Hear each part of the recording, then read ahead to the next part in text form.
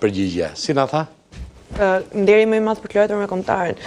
Mendoj që të gjithë është nderi më i madh. Leo, besoj është dhe leksion për ju, sportistë të rinj. E atë gjëve që tha... Edhe për mua, ajo është kënaqësia më e madhe që kam përfaqësuar kombëtarin shqiptar si në europian dhe në botror. Çdo lloj kontrate të arrijë ose ndeshje, nuk ka çmim. Jo, nuk ka çmim. Leo, çfarë projekti ke? Po, projekt du të vazhdoj boksin profesionist, po kam pas e 2 dëmtime të vogla që më kanë step pak të kohë dhe jam e... Një herazi shkon shkolla, ku di unë, ke mbaruar atë? Po, jam vazhdoj shkollën e lartë, jam në vit 2 të financë kontabilitet. Ja më tani se tani më shkatrove me këtë, tani boksier dhe financë, që ke rast unikal. Po djali duket që në artikulim, në qëndrim që... Edhe boksier dhe financë nuk më rri fare, nuk më vjeti vetëm në botë. Giorgio Chiellini ka qenë futbollist shëlqyer dhe një financier. Është tjetër futbollist dhe boksier dhe financë. Sport, një lloj ndryshë sport. Jo, nuk tani gjej një rasti, futu më aty, se aty futesh ti. Edhe gjej një boksier dhe financë, e pa parë. Nuk më rri fare. Kombinimi çuditshëm pak. Çfarë mendimi ke? Ja ma jep që përshkruajnë çik tani. Mendoj që këta janë tipik njerëz universal që duan gjëra të ndryshme, por duan të mbushin kohën e tyre me gjëra që ja vlejnë. Kështu e perceptoj unë. Po imagjino tani për financë, shkosh te banka tani të thoj kështu të merresh ashtu.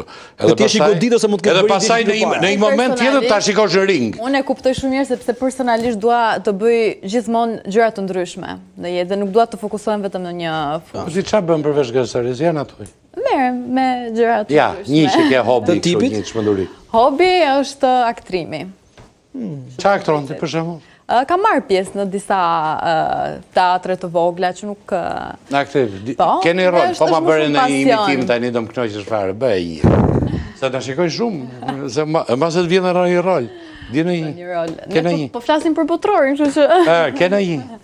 Nuk, për sportistët nuk e kam provuar në herë. Atëherë një berber libanez, po merë vëmendjen e medjave të huaja këtë botror, pasi ai ka nisur një fushat të bukur krijuese, me flokët që u qeth klientëve, 34 vjeçari ka formuar logën e FIFA-s, portretin e Mesit, si dhe stemën e Real Madrid.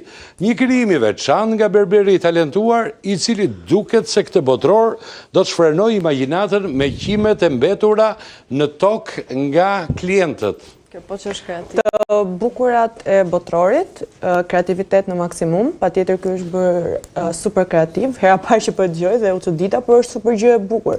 Pse jo? Mendoj që është bërë viral dhe në rrjetet sociale patjetër, lajmet gjithandej.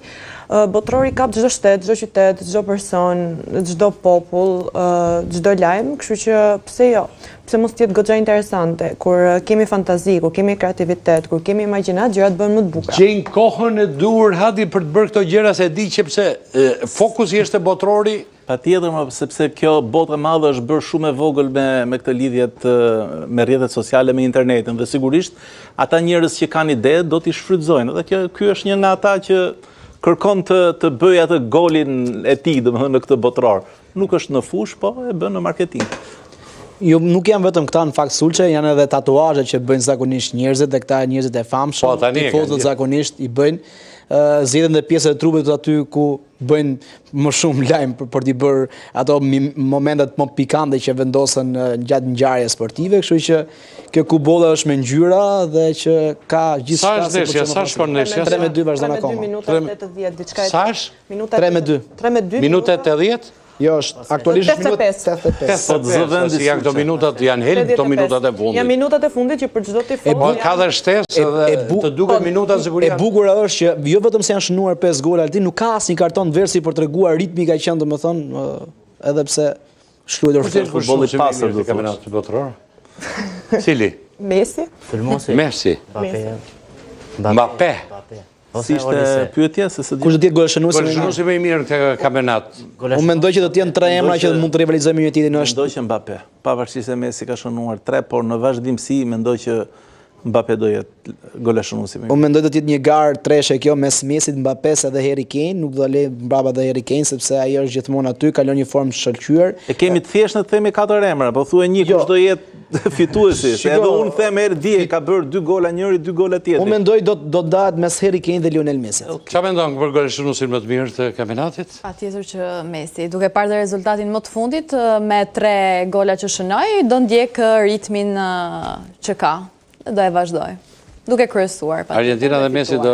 Mendoj që Messi... Po shkur Messi ta marrë goleshënuesin më i mirë dhe Argentina jote, si do ishte pastaj? 4-2. Çfarë tango do ishte? 4-2. Do ishte mjaft interesante. Por, thash, Argentina... 4-2 rezultati. Kush e bëri? Marcus Rashford. Rashford, duaj ai. Që nuk ka një skuadër aktualisht, por që janë shumë skuadra me Messi. Man United. Nuk e priste që do ta... Ka shfaqur interes skuadra e Bayern Munich për këtë Barcelona shumë shpejt. Messi luan me qëllimin për të fituar. Kjo është... Messi.